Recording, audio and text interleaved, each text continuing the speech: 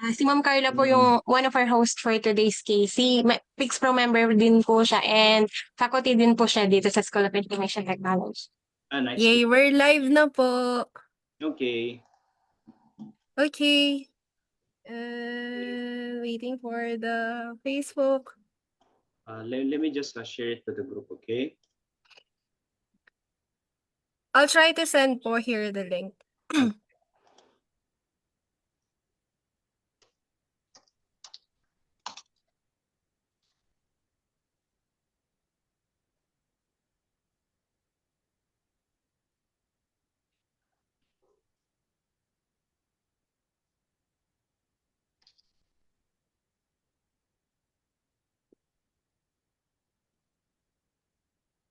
Okay. Is si Mr. Chair po punta VP Primo? Excuse me? Si Mr. Chair po? Actually, I'm not very sure because they're having their oath taking sa new officers ng NCR in Makati. Maybe by this time, he's still in the middle of the road, middle of the traffic. Yay! Okay, we're live po. Good afternoon po mga ka-Pix Pro. Ayan, it's been Friday for this week. And welcome po sa ating kwentuhang cybersecurity. So with me, I'm with Ma'am Carla. Ayan, Ma'am Carla Guerrero. And also our Aurora Chapter President, Ma'am Crystal Lombres. And also we do have here VP Primo T. Redoble. Okay, magandang hapon po. Good afternoon. Good afternoon. Good afternoon po. Okay, so our topic for today is very relevant to our country, especially here in the Philippines, and we are very pleased to have our speaker for today. Okay, so I think we should start. And also, yan, magandang hapon mga ka-Fix Pro once again to another episode of Kwentuhang Cybersecurity, ang inyong paboritong Friday afternoon learning habit. I'm Kate, and joining with me today are co-hosts, Ma'am Carla and VP Tel. So we are your hosts for today. Very exciting sessions brought to you by Fix Pro Aurora Province Chapter. And that is right, Ma'am Kate. So every Friday we are here to make sure you're not just scrolling, you're also learning how to be cyber aware, cyber educated, cyber secured in today's digital world. So today, mga ka-Pix Pro, we are diving into a topic na siguradong eye-opening para sa lahat. So whether you're an IT professional, an online entrepreneur, or just someone who uses social media daily.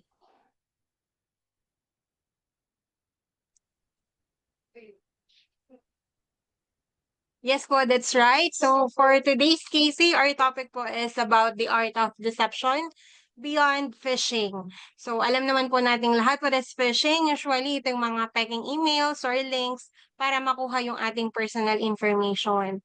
But the truth is, cyber criminals have leveled up na din po. So today, they're not using the basic, they're using advanced psychological tricks na din po. And that would include deepfakes, sophisticated social engineering, and other facts po to manipulate and use to us and breach our systems.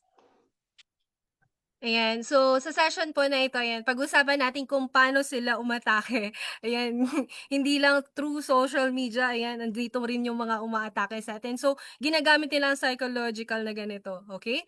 So, pero bago tayo magsimula, ayan, sagutin nyo muna sa comments section natin, yan, sa live stream natin. So, we do have here, yan, if you are here in our live, yan, kindly do share our live here on our PICS, Philippine Institute of Cybersecurity Professionals, everyone.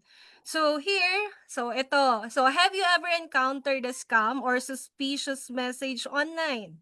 Ayan. So ano ba yung ginagawa nyo? And also, share your story para mabasa natin later, mamay. Ayan, later during our discussion, guys. Kindly do comment. Yan, comment down below. Okay, so habang inaantay po natin ang kanilang mga pananagutan. Bumati muna tayo sa ating mga nanonood sa Facebook Live. So magandang hapon po sa inyong lahat.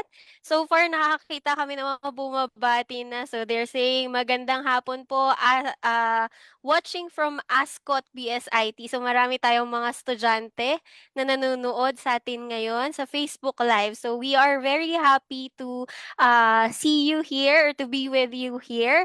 We hope that maraming matutunan talaga yung mga estudyante natin, ano, and not just the students, also some professionals with us are watching.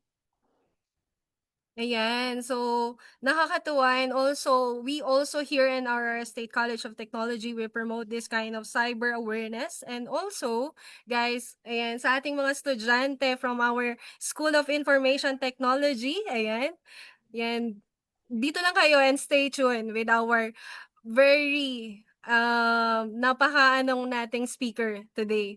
Okay, so without further ado, ayan, Ma'am Tel.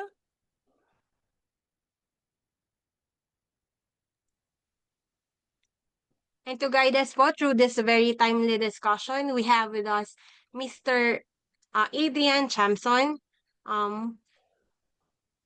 Assistant Cybersecurity Professional specializing in threat intelligence and social engineering prevention.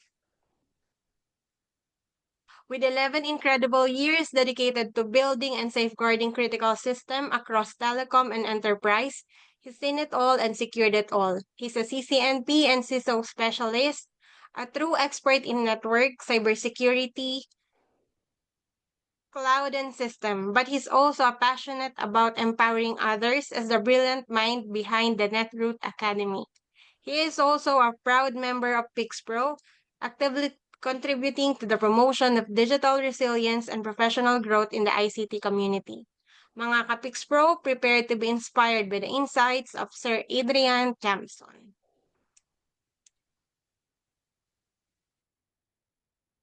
Okay.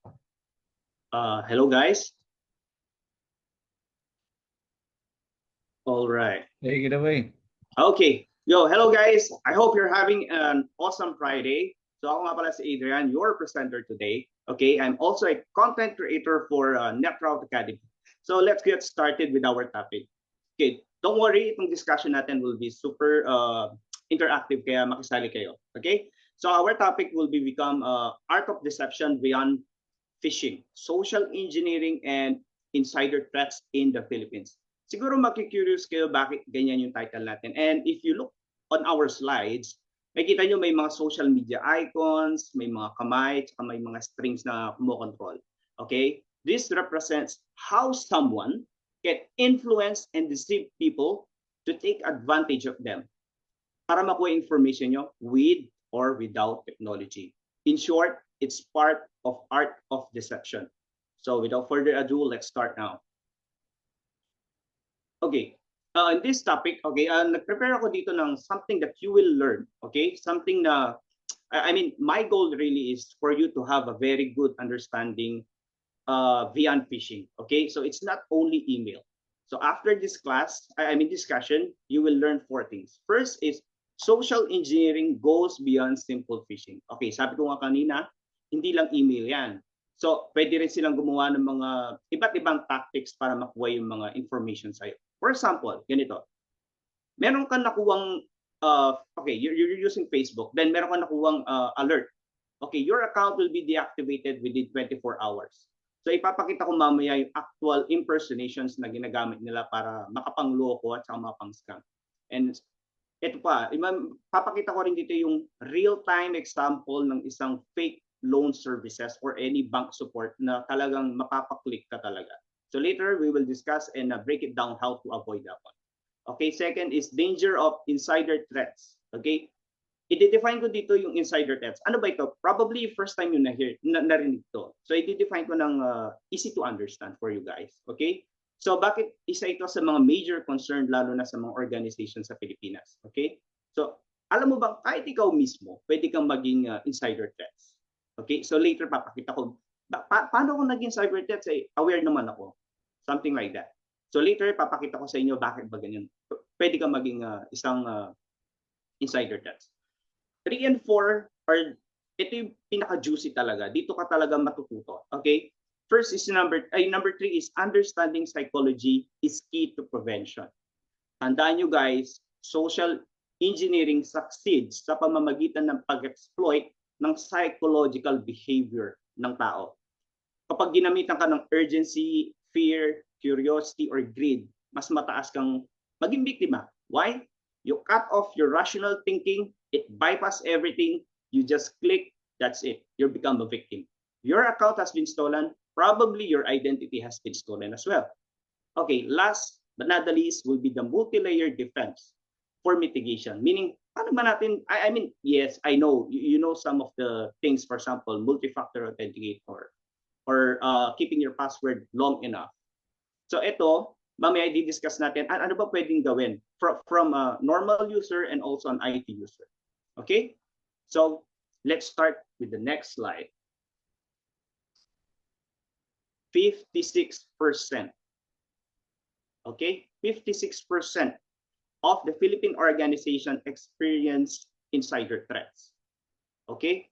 So, ano bang ibig sabihin nito?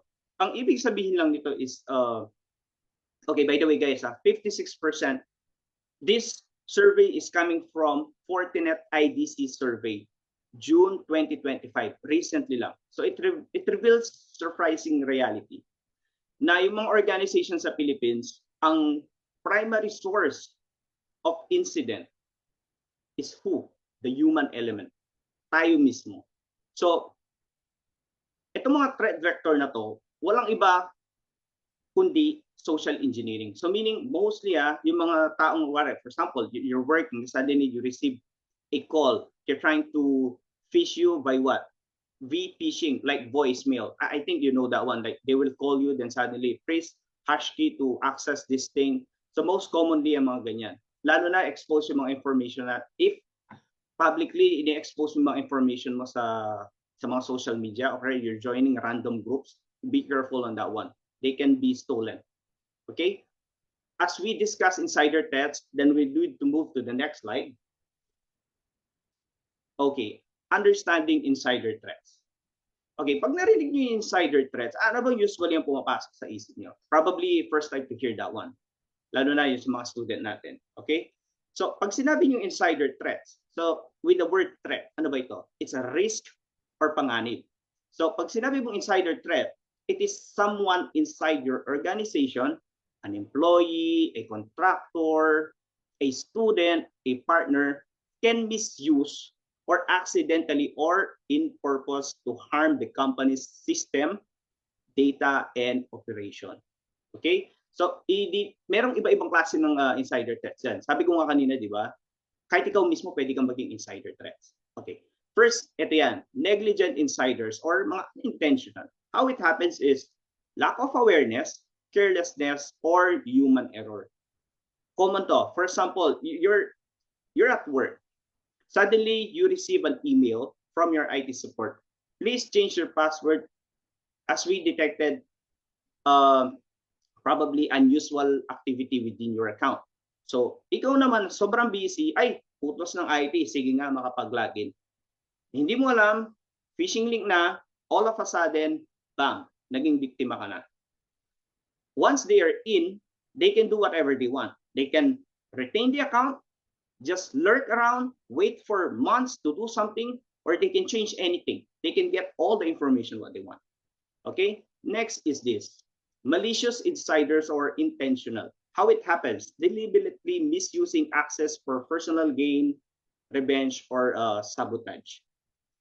Ito, I'm not sure if you're familiar, pero ipapakita ko sa inyo. Ito talaga is actual news. Human oversight. Enabled fired NCS employee, access company, and delete servers. So dito pa lang makikita, ang ginawa niya dito is this. Sinipa siya ng company. He has an access. So what he did was, he did deploy, bago siya masipa, nag-deploy muna siya ng mga test servers ng script. Then before he was fired, he ran all the script after that one and deleted all the virtual servers and even database of the employees. And this company loses around 918,000 Singapore dollars. That's equivalent around 49 million. Ganon kalaki. So you see, ito yung talaga yung mga klase ng mga threat insiders na talagang nananadya to get revenge. Ito, to get revenge literally yung kanyang motive para makaganti sa company niya. Okay? Next would be compromised accounts. So pag sinabi natin compromised account, babalik tayo dito sa una. How it happens, attacker gains control of legitimate account. Okay, ba't ko sinabing compromised account? You can take it two ways. It's either the hacker or the threat actors will change something inside the system. Or the other one is they will just lurk around and then wait for the right moment to strike. Or either they will just get your information, get all the details. Okay, the problem is that even you have the highest security or the latest security, it will be difficult to determine this one. Why? Unless they're able to see that there are unusual activities happening. Why? Because they're seeing the account to be legitimate. For example, my account has been compromised. Ang nakikita ng system is, ay, si Adrian yan malamang, wala namang gagawin yan ng masama. So parang, okay, nag-access lang siya ng ganito, pero di nila alam, hindi na pala ko yan. So maybe I'm sleeping already, the account is being used, so doon pa lang nakakuha na sila ng mga information sa'yo. So, ito yung mga types of insider threats. Now, paano ba nagiging biktima dito yung mga common, for example, even employees or common people? Okay, dito na tayo pupunta sa next slide. Okay, the art of manipulation, social engineering tactics. Ito talaga yung laman talaga ng ating topic or discussion. Guys, hopefully you're getting the point here and you're enjoying the presentation. Okay, so first is fake customer service. Ay, ito, sobrang dami nito. Impersonating fake support for bank loan services and job offers. Okay, so ano bang klase na example? Ito, common. Kasi last time sa account ko, sa page ko, I asked someone if they have something like a phishing email. Ay, ang dami nag-message sa akin, sobra-sobra. Hindi ko na alam kung saan ako mag-start. Pero ito talaga yung parang real time na pwede kong gawan ng content or awareness for everyone. Okay. Etong email na to, hindi mo makikita yung Robert na yan. It's only showing video online banking reply. I just show it here kasi ni-reveal ko yung email. But if you're someone that is very busy, you can be a victim of this one. You see, your password has been successfully changed. Please reset your password again. So they have this link, and this link, if you analyze using like probably VirusTotal, it will show a different link. But here's the catch. If you are not a technical person, you're not even like, okay, nagpapaniwala agad. So how do you deal with this kind of issues? Tama? So, okay, magkikwento lang ako. May nag-message sa akin, nawalan siya ng around 50,000. Dahil naniwala siya sa ganito. Hindi siya nag-verify, he acts careless. Then he's asking me what to do. I told him na nangyari na yan, lesson learned, you need to be careful next time. So, but for you guys, if you receive something like this, what you can do is this. If you didn't initiate something, for example, ako, suddenly, hindi ko alam, ay, nag-change ba ako ng password? Hindi ko alam eh. Minsan may ganyan tayong moment. So the better way is you contact the bank with the actual support. Don't just anyhow trust this kind of email. You know, email literally either 50-50, pwede totoo, pwede peke. Pero most of the time, you really need to be vigilant for this kind of emails. Next would be brand rewards giveaways. Okay, ano ba to?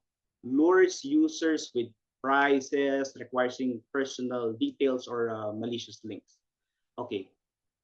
Ito tingin ko halos sa inyo nakakuha ng ganito. Ayan, si Jollibee. Sino mga nag-type ng mga information dyan? Sino nag-proceed hanggang question 4? Marami ba? Ang dami nito, ang dami nagsisend sa akin nito. Peke ba to? Hindi. So, isa lang masasabi ko dito. This is literally a phishing link to get your information. Okay? So, very tricky to kasi gusto kong i-load to sa sandbox ko, meaning I want to analyze how it's done. I want to break it down. The problem is that I have the link, pero pag pinaste mo yan sa browser mo, mag-error yan. Meaning it will only show 404. Pero pag sa mobile, ang galing, naglo-load yan. The thing is, itong mga ganitong style, halos mga tao nabibiktima. Okay? So, okay, sir, naano ko naman na-click ko naman yung link Tapos kiniin ko lang, nag-yes lang ako. Tapos sabi niya lang sa bandang huli, please share this to other people. You might win, something like that. So anong mangyayari sa akin? Wala naman akong kiniin na password. Isa lang yung pwedeng mangyari dyan. Your name, your identity has been stolen already. So what will happen? Hindi mo alam. All of a sudden, you are applying for another bank ID or credit card from different people with your name na hindi mo naman inaalaw. So alam niyo naman gaano kadaling gumawa ng peking ID sa Pilipinas. So it's either your account has been stolen or being sold to black market. So that's how easy it is to get the information from kala nyo hindi siya parang harmless naman yun wala naman nangyari. Nope. It's like sometimes this link will have a running script at the back. It will get all the information from your browser. You really need to be careful on this. Okay, moving on is government agency impersonation. Yan, common din yan, mga fake LGU pages offering aids or refunds. Okay, one example here is this. Isa social media, ito SMS naman tayo. Sa SMS naman, it's like this. Common to. Philippine Post, sasabihin niya, meron kang delivery, pero ang problema, hindi ka namin makontak. So, pwede bang pakiclick naman to, ayusin natin yung address mo. So, ikaw naman, click ka ng click, then all of a sudden, you become a victim already. So, you see how easy it is for them to get all the information from you without even getting so technical. They just try to play with your emotions and also try to bypass your rational thinking. Okay? Okay, romance scam. Okay, ito yan sa mga dating apps. Usually, ang mga nagiging target dito is yung mga single or yung mga matatanda. The bad thing is, there's a one news in the Philippines that even went through, even reached Singapore, which is sometimes it's really like, nakakahiya minsan talaga. You see, si Senator Rapi Tulfo, ito, January lang ito. Singapore actor Lawrence Pang loses 35,000 Singapore dollars to online live scam in the Philippines. You see, being an old when young lady says, I like you, stupid, he said. So, yan yung mga psychological behavior na tinatarget talaga ng mga scammer. Nakikita nyo yung mga nire-raid na mga places, tapos makikita nyo yung mga lab scam yung mga nahuhuli halos. Sila mismo ito. So how it works is this. Kukunin yung loob ng biktima, and then I read how they manipulated the old guy. What they did is this. They said that, okay, probably they run around 1 month and then they managed to get nakuha nila yung loob ng matanda. So they asked the guy, can you please invest on our business in Japan? And the old guy invested. That's it. Ubos ang pera ni Lord. You see how difficult it is for them. He's on the retiring age already, then mabibiktima ka pa ng mga ganitong bagay. Okay? So, the next slides would be why we click, fall, or share. Psychological triggers exploit our nature. So, it's common. Ito yung bakit nagiging biktima yung mga tao. Kahit ako nagdi-discuss ako ngayon, inalam ko to.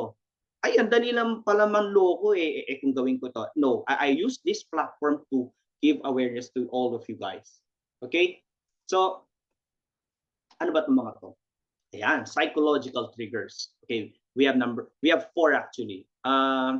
Urgency and fear, curiosity and greed, authority and trust. Okay, urgency and fear. Ayan. Ito talaga.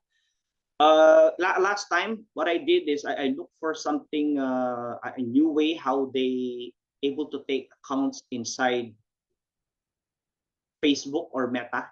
So commonly, mamaya papakita ko yung actual na link.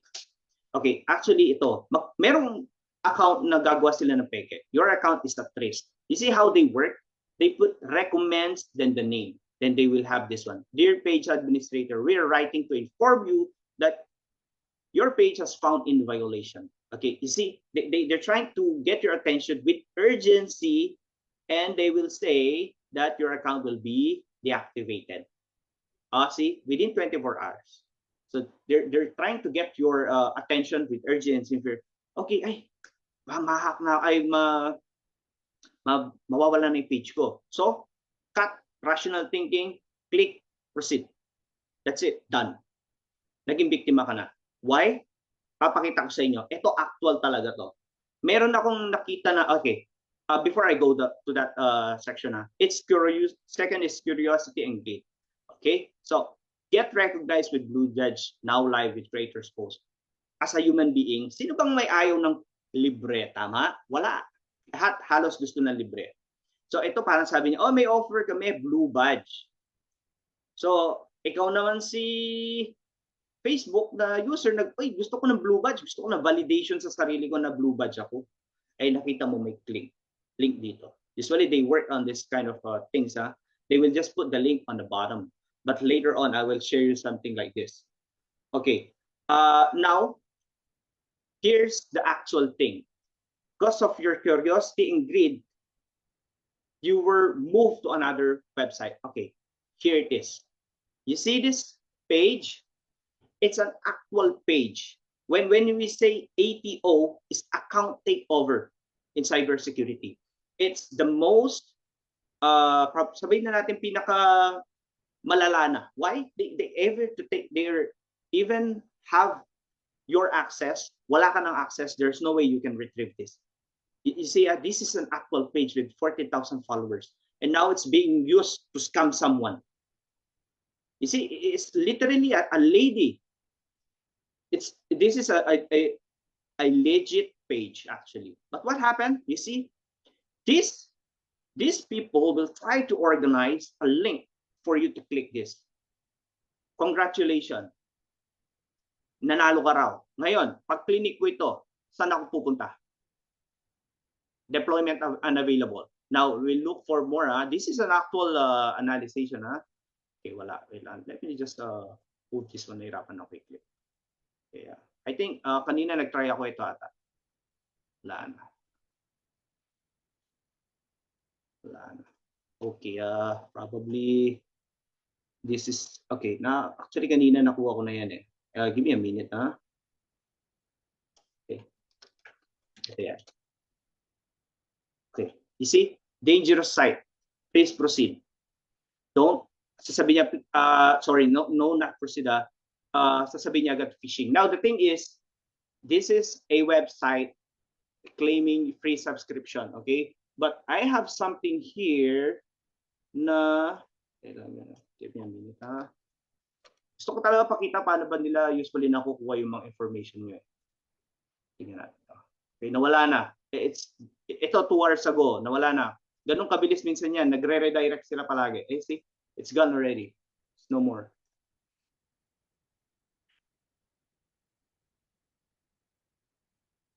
Let's see, Hopefully ito nandito pa. Kasi gusto ko talaga pakita sa inyo ano ba yung actual face. Ito. Good. Okay. Nakikita niyo yan? For example, deads na kasi yung mga link. Pero usually kanina gumagana pa yan eh. Deployment unavailable na. Gusto ko talaga pakita yung paano ba gumagana tong pag-fish nila sa inyo. Okay. Anyway, ito yan. One common here is this. Nakikita niyan, account restriction service. Your page will be deactivated soon. If you click continue, guys, please be aware that this is an actual page of a phishing link. Okay? They will ask you to get some information from your PC going into details para makuha yung mga cookie session nyo. Guys, meron ako Facebook, YouTube video regarding Facebook session. Even naka 2FA ka, pwede nila makuha yung session mo. use it sa Facebook, which is ito yon. But for you guys to learn, ito yung mga ways nila para kunin yan. So once you paste this one and you click submit, it will literally go one of the servers probably, because ito I told you they level up. Why? It's not only one servers. They're utilizing clouds. They're using different domains. You cannot pinpoint which is the one having being targeted with. Okay? So guys, ito yan. So be very careful. If meron nag-ask sa inyong kunin yung mga information na to, be careful. Huwag nyo basta-basta ibibigay. Once you have this one given to them, mahirap na yan. Immediately, they will take over your account. Then you will see on your Facebook na, oh, someone unusual activity from probably Samar. Commonly yan, ganyan yan. Yan yung mga nakikita nyo. So alam nyo rin yung mga common na mga ini-install nyo sa mga, lalo na yung mga Chrome extensions nyo. Ay, pugad din yan ng mga ganyan na mga nagrarun ng mga invincible script sa likod. Especially yung mga PC natin, it has a privileged access. When I say privileged access, you can directly install. It doesn't even ask for a admin or admin account. So you really need to be careful, guys. Okay, moving on is the authority. Oh, ito yan. Okay, ito, saktong-sakto. When I say authority, siyempre nakita mo Facebook yung nag-send sa'yo ng link. So hindi mo na tinignan yan, given na hindi mo na tinignan, hindi ka techie. So ay, si Facebook eh. Sige, I follow. It sounds ridiculous, but I'll tell you something. People will fall with this kind of approaches. So guys, I really need you to be aware and be vigilant. Lalo na ito, maghihingi ng ganyan. No, please be careful, guys. So you need your account to be secured all the time. Huwag kang basta-basta magsisend ng information sa mga ibang tao. Okay? Next is trust. Ito, common to sa mga office, lalo na yung mga colleagues natin sa professional world. As a cybersecurity engineer, ang minsan ginagawa namin dito is that we will send out a phishing training. So titingnan natin kung sino yung magiging biktima ng phishing. Okay? So we will try our best to replicate an authentic Microsoft authentication email. Something like this. Pero sasabihin nga, please contact QR code below using smartphone. Okay, here's the thing. Ang mga phone sa company, ito, usually nakalog in yan with your actual work phone. Meaning, you're authenticated with the Google, Microsoft Authenticator, probably different authentication as well. Meaning, it's already inside. You can use it anytime. The problem is that when you scan a specific QR code, you're giving them an access, a free access already. So you really need to be careful, guys. If you're not unsure of a certain email, what you can do is report inside the email. Okay, let me see. Okay, ito, sextortion na sample dito. I think, where is it? Something somewhere here. First in action. Okay. Okay, hindi ko lumalakas itong Outlook na ginamit ko, pero usually mga ganitong email, pag nakikita nyo, may mga 3 dots dito, then it will show report as phishing, report as junk. So what I suggest is you need to report it as phishing. Why? Any mail servers are equipped to determine certain email patterns that will help to deter, or meaning it will build up a domain that, oh, I need to block this email. Because you know, pag ni-report mo lang yan ng junk, what will happen is, i-junk mo lang, meaning it's my own rules. Okay, but pero pag ni-report mo yan as phishing, you're training your mail servers, oh, this is a phishing link. Okay, please block any incoming emails coming from this certain domain, something like that. Okay, so next move na tayo sa building a human firewall, a multi-layered defense. So paano ba natin maiiwasan yung mga ganito? Okay, I think you're getting the whole idea here. Okay, because unang-una, yung psychological behavior pa lang na diniscuss natin kanina, I think it's a wake-up call also to all of us na you just don't anyhow trust anyone, especially lalo na ngayon sa online world, ang daming manloloko talaga. So, for us to have a better cybersecurity culture, ang pwede natin gawin dyan is to promote safe habits, digital awareness, and shared responsibility among team. Tandaan natin, security is not only the technical areas responsibility. It's everyone. You see, there's a change already with the culture. Why? Last time, when I was working on my previous company, cybersecurity is only for the IT guys or cybersecurity engineers. Now it's for everyone. How? It's the good digital practices. Okay? So meaning they train the people, they train this kind of approach na, oh, you take training for all the people, you do a phishing campaign, let's see how many will be a victim, and then once all those information has been laid out, then the engineering team or the cybersecurity team will do its own process to mitigate or mabawasan man lang yung mga nagiging biktima. So ito nga, common is strong password, frequent updates. Guys, lalo na yung mga may PC dyan, alam ko, asar na asar kayo sa mga update ng PC nyo, di ba? Pero alam nyo ba na yan ang one way to backdoor from the attackers? That's why it's very critical for almost of the users to patch your servers and even your PC.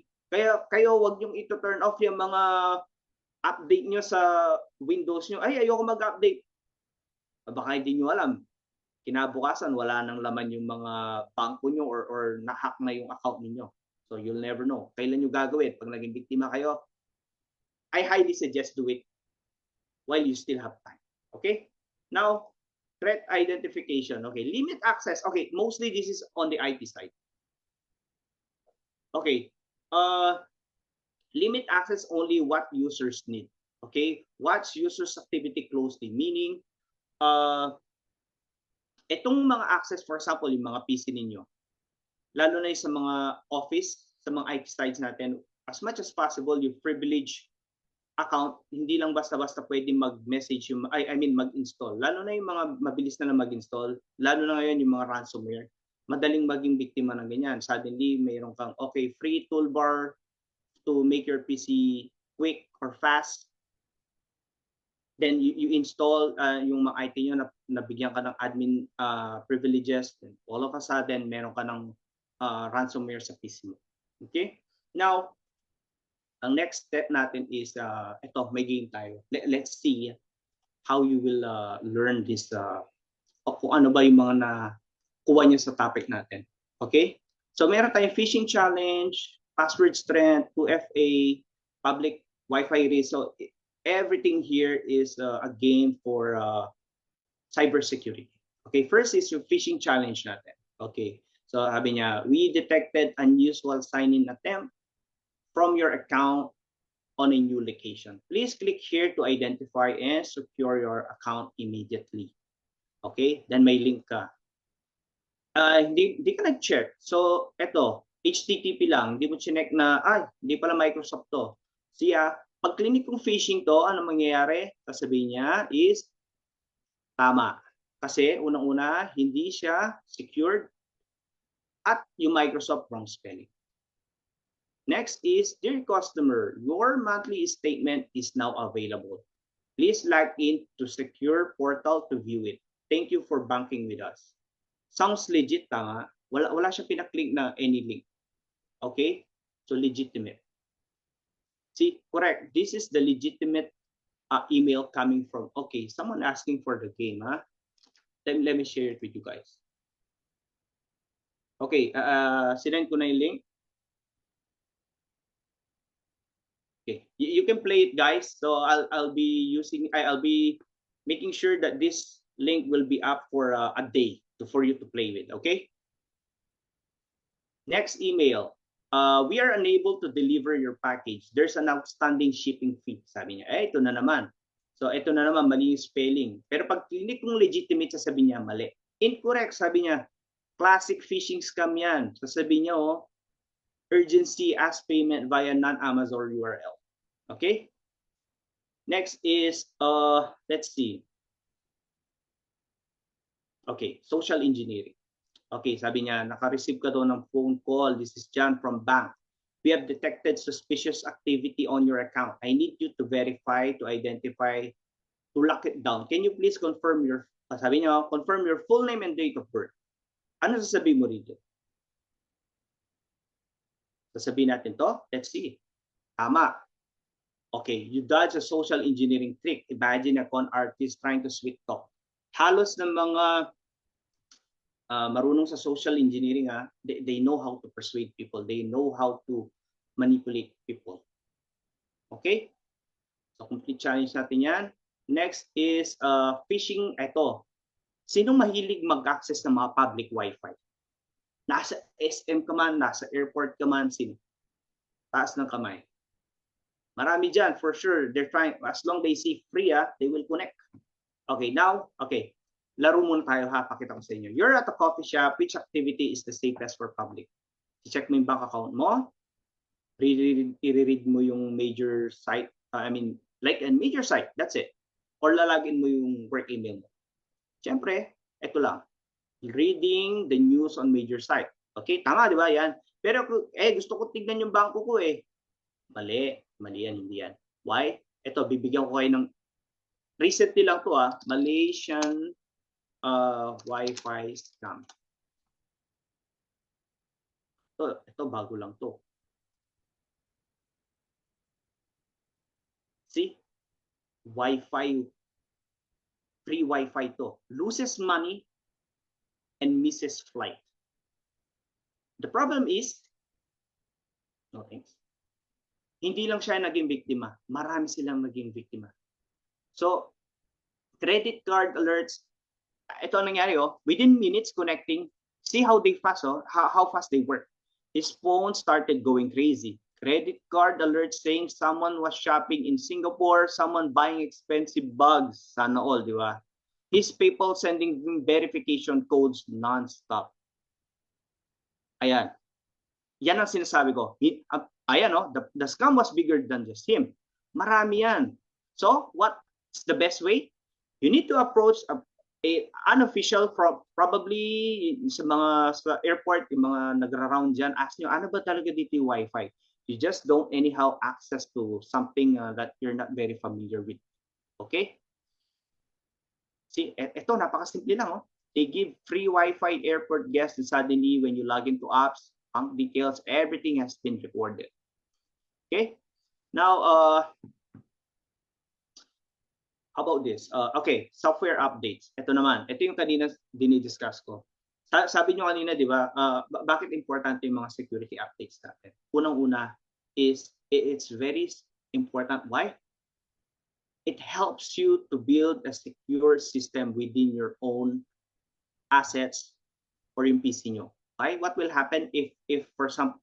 Okay, I'm not sure if you're very familiar with this one. CVE. The mga common vulnerabilities and exposure. Ano ba yung mga yan? Probably nakikita niyo, nakikita niyo ako nagpo-post, ano itong CVE na to. So itong mga CVE na to, one way to mga nagbabackdoor dyan yung mga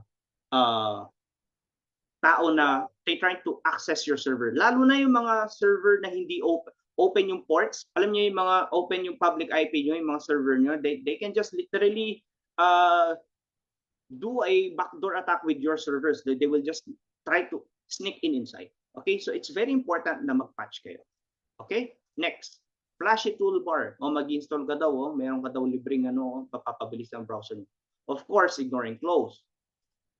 Browser update. Ayan, version, okay. Kala nyo rin yung mga outdated browser nyo, ay gusto ko tong outdated kasi nagagawa ko yung gusto kong gawin. Pero hindi nyo alam anything that is way back the previous patches, well, it will be a very big problem nito. Kasi unang-una, alam niyo yung mga zero-day vulnerability ng Google Chrome.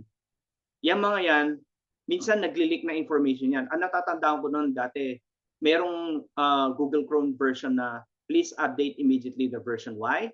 Because anything that is stored in your password, kung mahilig kayo mag-store ng password sa browser nyo, it can be leaked immediately.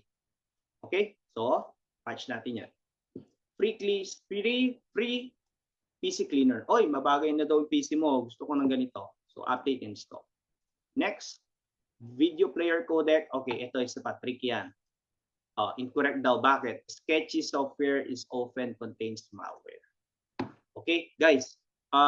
Shinare ko na tong link sa chat. So, hopefully, you can play it for a day.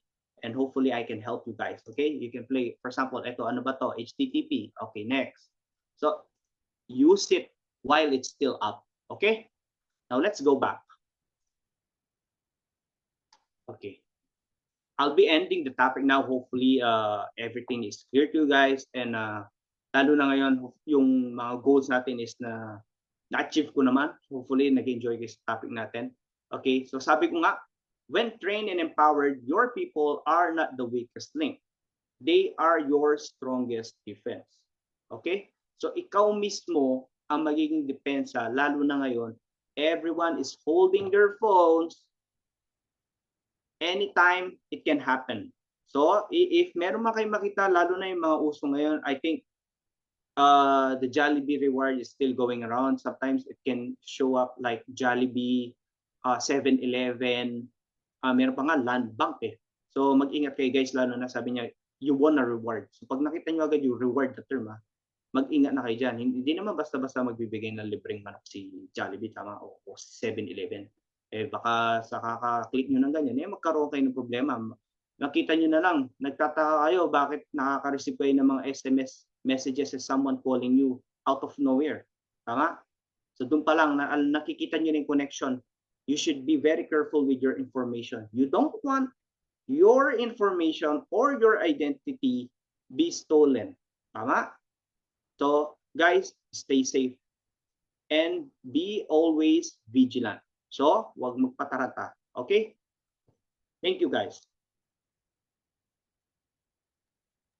Thank you very much. All right.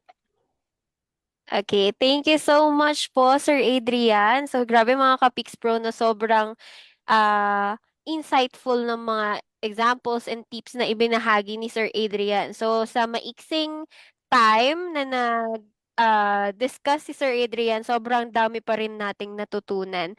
So, ang hirap pala, no? Kasi everyone is parang engaged sa social media or sa mga online activities na ngayon. So, ang hirap ng pigilan ng mga nagte-take advantage doon, like yung mga phishing attacks and yung mga scams and whatsoever. So, a lot of us have encountered different types of mga phishing attacks or yung mga muntik nang na-scam or nakuha yung mga identities natin and whatsoever. Ngayon ko lang din nalaman na ano pala 'no, so pwede palang ma-stole yung account natin or ma-steal yung account natin tapos for it to be sold to the black market or to be used.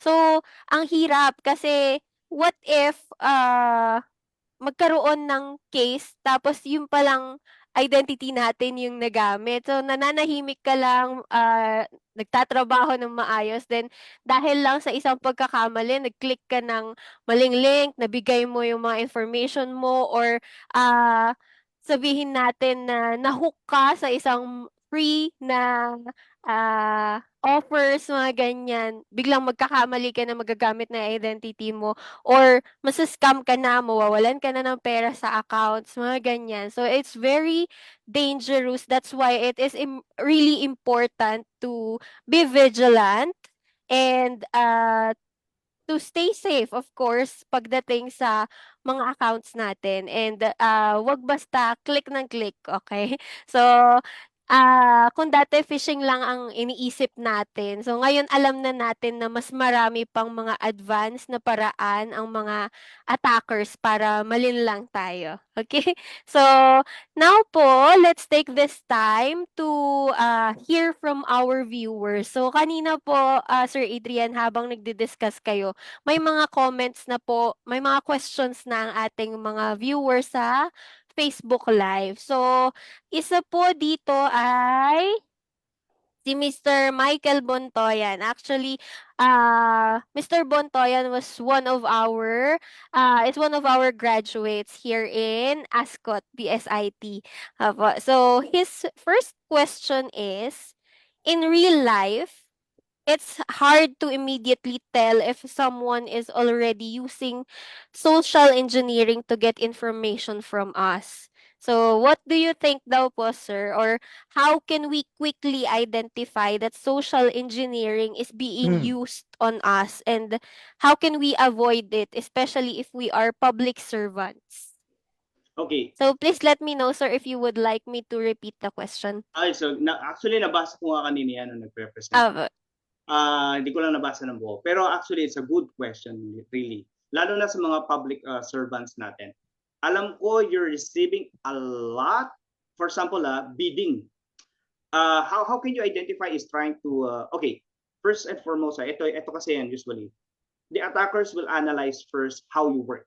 Meaning, saan ka ba nagtatrabaho? As a finance, as a something certain work. For example, I'm working on a finance. So they will try to leverage what kind of attack vectors I should use. I will use an email approach, meaning, okay, here's the bidding that you have sent, or here's the invoice that I have attached for your reference. Please check. You don't know na yung link pala na sinend sa'yo is what? Is already malicious. Now, the question is, how can you identify if it is safe or not?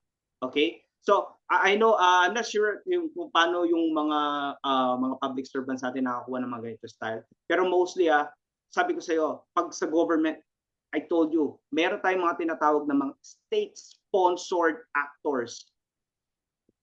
Those guys are know how to play, how to bypass everyone. Okay, you really need to be careful. So mga ganitong approach, if you have someone from your security team or ikaw mismo, play your part. What you can do, you can literally go to Virus Total or I'm not sure because we don't have time. I created an account, a cloud-based, which is the FishGuard AI, which is analyzes real-time links and also SMS message kung phishing ba to hindi. But most probably the best way is to get in touch with someone else. You just don't click it. Or the best way, if you're in a public servant, please invest to a XDR or EDR or the endpoint detection response. So it will immediately detect. Ma'am, I'm not sure if we still have time. I can quickly show something here.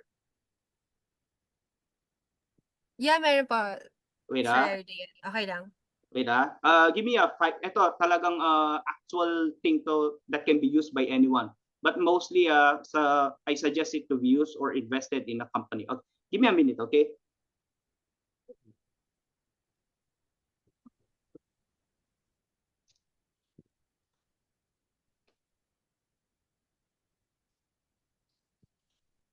Okay, while waiting for Mr. Adrian. Hi, Mr. Chair. Mr. Chair is here on the live stream. Good afternoon, Mr. Chair. Hello po, good afternoon, Mr. Chair. Isa po sa mga gusto kong batiin na nakita rin namin sa Facebook Live kanina. So aside from the people here from Aurora, there are also viewers from Qatar, from Misamis Oriental, and from Leyte na nakita namin. So magandang hapon po sa inyong lahat. Maraming salamat sa pakikinig. We hope na marami po kayong natututunan sa session po natin ngayon. Maraming salamat po. Okay. I'm not sure if you see the link already. Nakita niyo na, ma'am? Ito. Yeah, it's visible. Okay. Ito yung mga example na tinanay ko. So nag-install, ito commonly ngayon, dati mga antivirus tayo, di ba? Ngayon, if you have budget within your company, because this one will cost, it's really expensive, but it really helps people, lalo na yung mga non-technical talaga. It doesn't 100% stop, but it reduces the amount of attacks or it helps before it happens the problem. Okay, siya, alam niyo yung pinagkiklik ko kanina, tama? Yung phishing, sabi niya. Ayan nadedetect niya na agad. Okay, see? Sasabihin niya, phishing link yan. You see, yung kaninang alert na nakita nyo, galing dito mismo sa device, meaning sa Bitdefender. So nag-install ako nito, meaning ini-install to sa end device, then sa cloud, i-access nyo, which is ito. Then immediately it will use the threat intelligence of Bitdefender to stop the attackers. You see how helpful is this? So if you're not very sure, you can use this kind of approach, lalo na sa mga government natin, if they have something to like allocated budget for cybersecurity. This is one of the ways to really stop. Why? I really want to help the Philippines right now in cybersecurity field, that we need to step up our game. Antivirus is already a Jurassic already. They all already like moving so fast that one of the best ways is using this kind of dashboard, like end detection response or the XDR approach. So immediately it can detect, it will stop users. So even nag-click ka, magti-trigger agad yan sa mga admin. O si user nag-click ng phishing link, puntahan nyo agad. Kung nag-key in siya na password, may playbook na agad sila. Please ask them to reset your password, or ikaw mismo mag-change ka na password, meaning yung admin. So hopefully, ito yung mga the best ways talaga. You really need, kung meron kang ganitong tools, it will really be helpful. Pero kung ikaw mismo, regarding sa tanong, I rather suggest to seek someone else, or meaning have a discussion kung totoo ba to o hindi. Sometimes probing can really answer the questions really, lalo na rational thinking. Alam ko mga cybersecurity natin, alam ko best of the best talaga mga Pinoy.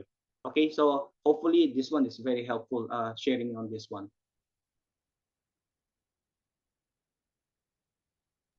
Wow, thank you, Sir Adrian. Probably we will be using this also here in the academe. Yes. Okay, so let's move on. So let's have one questions from our viewers. He said this is from Ritz Feliciano. So meron bang playbook repository, the website or community to take action during the security incidents? Meron ba tayo even Sir Primo? 'Di ba meron tayong mga ano nito sila? Yes.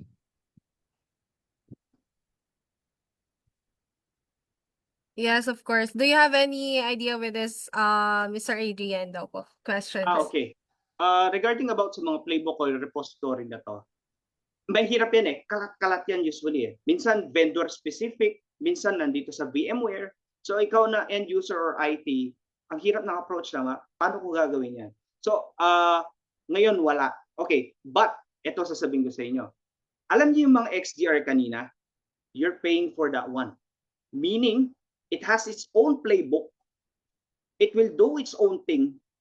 You see, yung trabaho na dapat na manual is automatically mitigated. So kasi sa office namin, ginagamit namin is Microsoft Sentinel. So yung Microsoft Sentinel is from Microsoft. What it does is, it was, okay, I'll give you an example. Alam niyo yung RV tools for VMware? Suddenly, na-detect niya yung isang user na gumagamit nito. Then it immediately, it disabled the end device immediately. So meaning to say, if you have something, tools to help out, it's much better. But for the playbook repository, medyo mahirap yan. Medyo kalat siya. But I can take consideration to do that one. Because I can create a cloud portal similar to the game, which I can share to you guys if really helpful. Probably bigay ko na kay Sir Sherwin.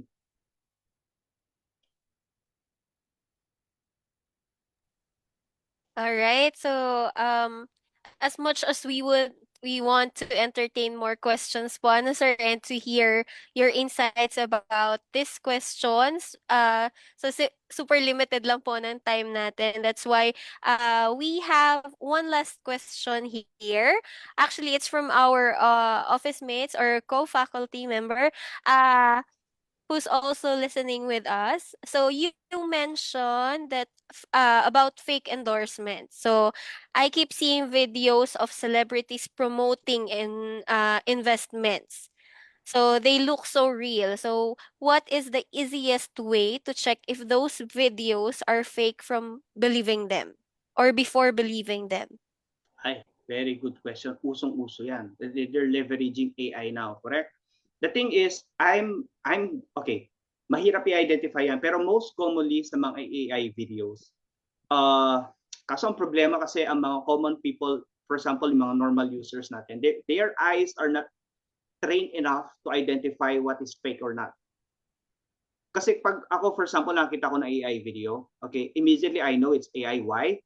It is too smooth, as if the frame rate is seamless. You see all those AI videos, frame rates for common capturing video cameras is around 24 frame rates per second. But usually AI videos, I think more than that, is very smooth.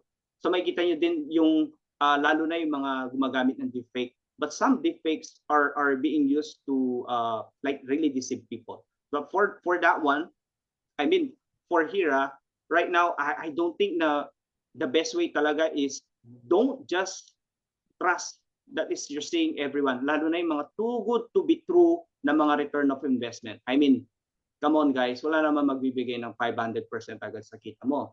Kahit nga bangko hindi magbibigay Very ng true. kita mo. Can I have one question, please? Yes.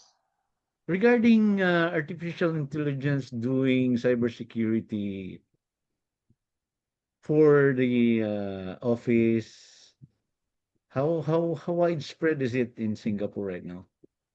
For now, most of the guys using sa Singapore, what I can say is it's being implemented already. Like what I can say, mostly na nakikita ko sa mga empleyado dito, IT, they're investing around like, I can say 70%. Most of them are why? Bakit sila ganon? Because it's a mandate from the government. The government okay. is saying na, I mean, they're very aware. Kaya nga gusto ko to mangyari sa Pilipinas talaga eh. They're very proactive na hindi nila hahayaan na may mangyaring mas malala. Kasi once yan nakapasok na sa bansa, mahirap na lumabas.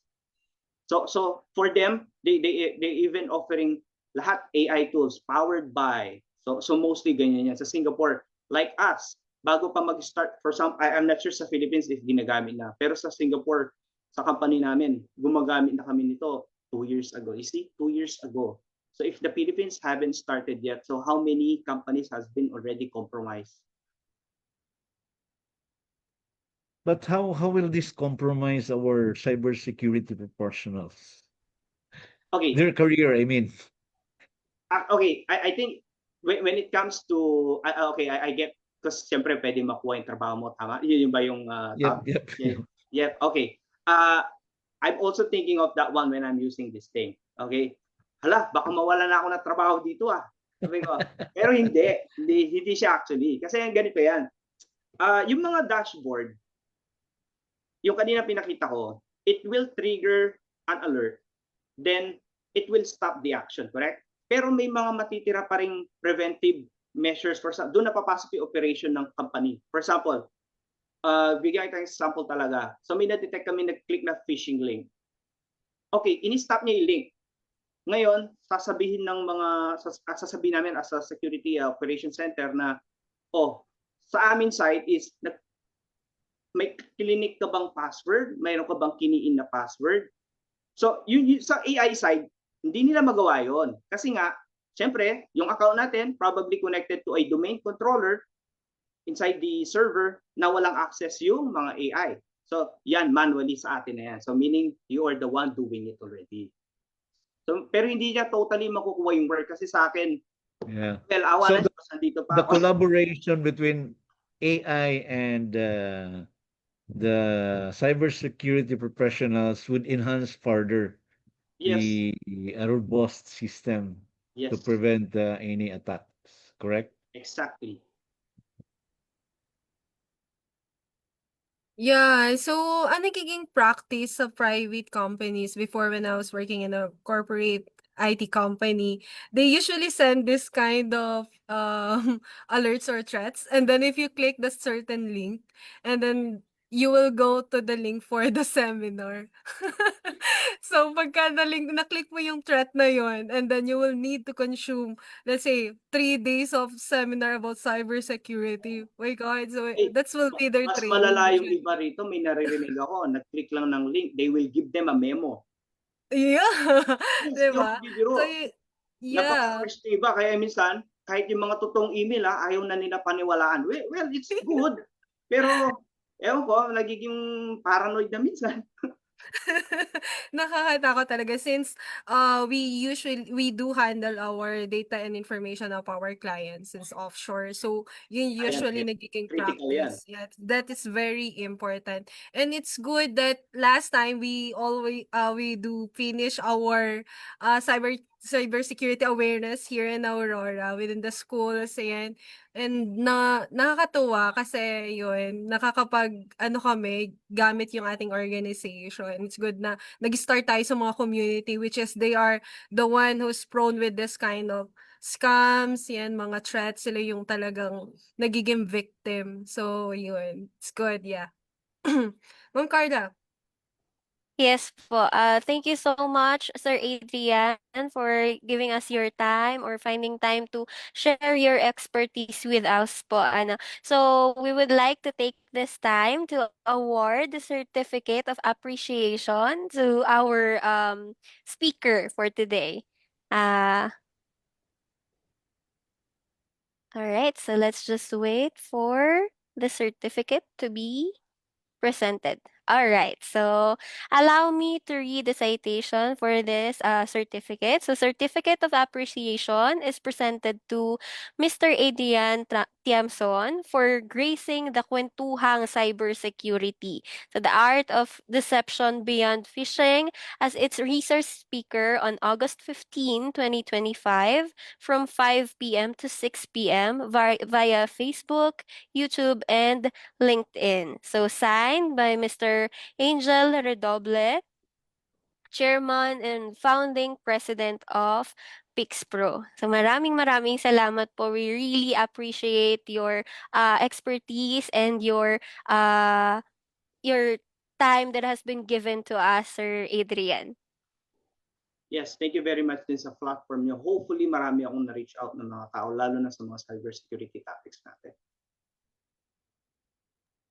Yes, sir. And we are also looking forward na sa mga susunod pa po na mga sessions ay maging guest speaker po namin kayo ulit dahil we think na marami pa kayong share na experiences and expertise with us. So, maraming salamat po ulit. Ma'am Tel? Again, maraming salamat po, Sir Adrian Chamson, for sharing your time, knowledge, and expertise with us today. Grabe po, as in grabe. Sobrang informative ng insights mo about cyber deception. From the latest scams to the new tricks online. Talaga naman pong eye-opening ito at sure na napakaraming natutunan po ng ating mga viewers and listeners. Thank you very much po ulit, Sir Adrian, and of course to ED Sir Primo, thank you very much din po. And of course, to all our Thank you. viewers na nakasama at nag-share ng kanilang experiences. Thank you din. And of course, don't forget to like, share, and follow PixPro para updated po kayo sa ating mga susunod pang KC sessions. Thank you. Thank you po. And this has been Kwentuhang Cybersecurity. See you again next Friday. Stay safe, stay cyber aware, stay cyber educated, and cyber secured. And always remember, Happy lang. Walang weekend. Walang weekend. Okay, bye mga Yeah. ka-Pix Bye. Pro. Thank you, bye. Thank you so Sir much. Adrian, thank you. Salamat po.